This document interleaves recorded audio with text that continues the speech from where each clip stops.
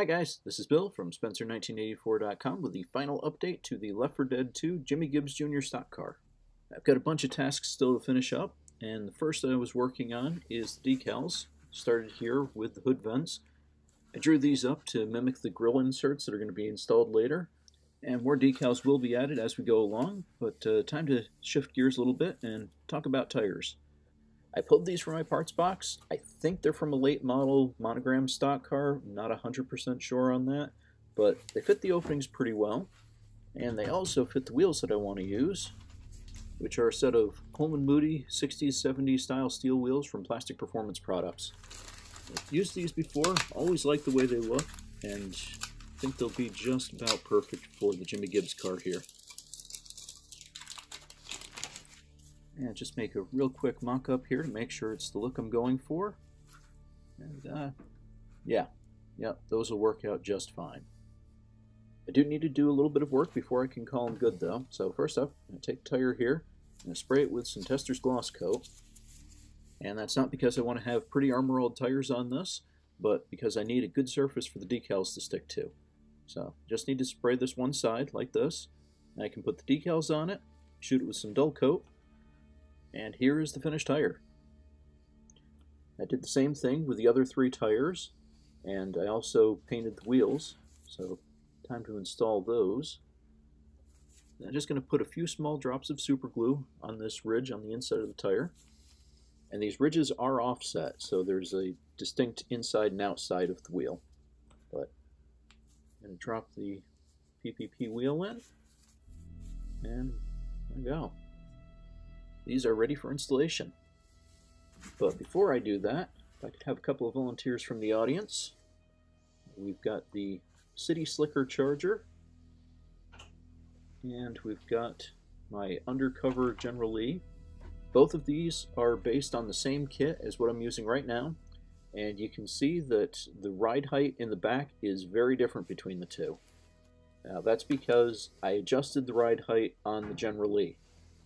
And I want to do the same thing here on the Jimmy Gibbs car to give it that classic muscle car rig. So what we've got here, and I'm going to try to angle this so that you can see it, is these top holes are the original axle mounts straight out of the kit. So what I did is I drilled another set down here closer to the spring, so that'll raise the rear suspension up for me. I'm going to drop the stock axle in. And I've got the PPP wheel inners ready to go.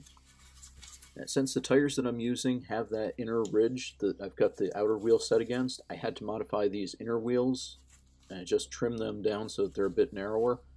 It's just a matter of taking a knife and slicing a little bit off. I'm not going to do anything with the front axle because that's perfectly fine where it is.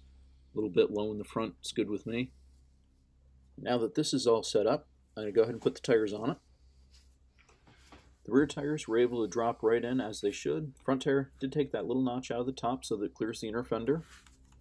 Got a little bit of super glue on the inside of the tires, and these will be locked in place pretty much right away. And now time to drop the body on it.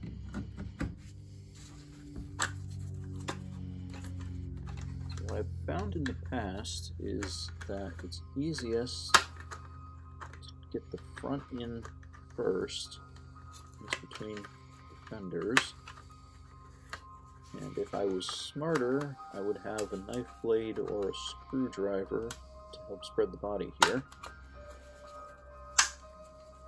but I'm not, so I'm going to have to do this the hard way.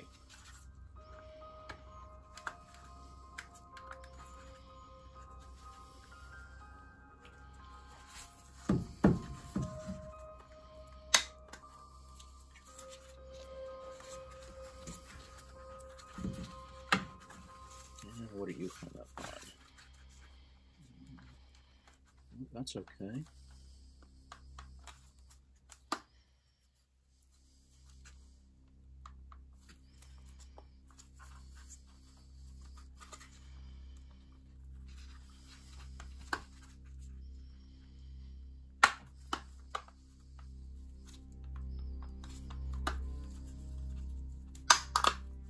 There we go.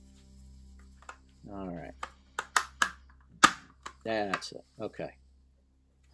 Now we got it. Okay, that could have been done a little bit slicker, but it's in.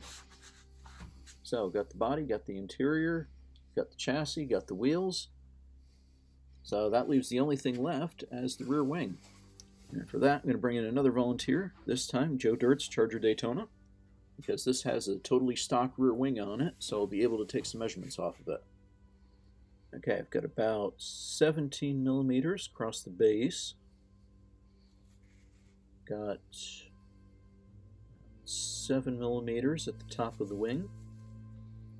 And I've got a height of about 27. I got 777s here. So now to get this rear angle here, I'm going to bring in something that I can set square to the ground and tight to the top of the wing.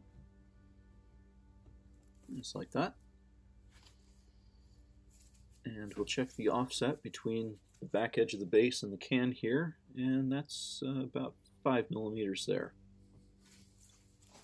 And then the last thing is check the width of the wing here, and that looks like about 58. Alright, so I'm going to draw up a little diagram here so I know what I'm working with, and move this guy back off stage. And now that I've got a little diagram of what I need to recreate, I'm going to apply that to some sheet styrene. I'll be using 1.5 millimeter thick stock because that ought to give me plenty of rigidity. Won't have to worry about any sagging or deformation. There we go, 3 parts, no weighting. I did do a little bit of shaping to them. Didn't want to have them just totally dead stock square. I rounded the corners and the edges a little bit. Gave it a bit of more aerodynamic shape.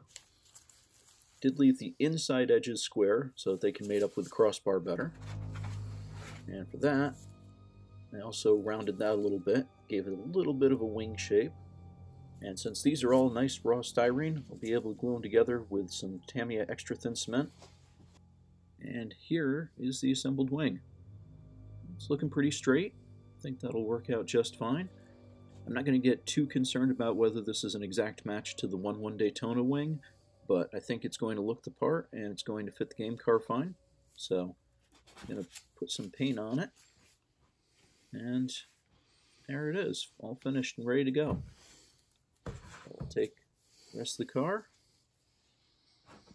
Got a little PVA on the bottom of it here so I can get it installed and do any fine adjustments with it in place.